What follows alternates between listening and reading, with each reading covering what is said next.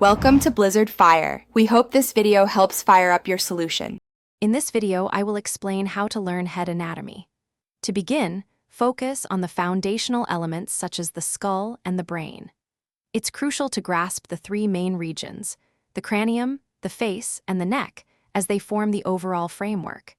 Using anatomical models and clear diagrams will significantly enhance your visual understanding and help you orient yourself within this complex area.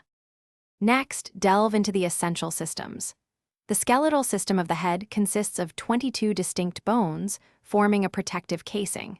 Then, explore the nervous system, paying close attention to the 12 pairs of cranial nerves, which control vital functions.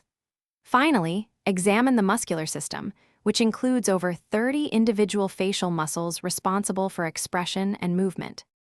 To make your learning more effective, try using mnemonic devices. They are excellent for remembering intricate anatomical names. Consistent practice is key, so regularly draw and label structures to solidify your understanding. Additionally, consider joining study groups. Discussing concepts with peers can provide new perspectives and help reinforce the information you have learned, making it stick.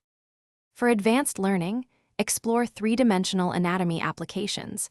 They offer an immersive and interactive way to visualize structures. Understanding clinical correlations is also vital, as it connects anatomy to real-world medical scenarios.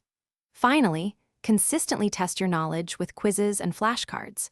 This active recall method is incredibly effective for long-term retention and ensuring you truly master the material.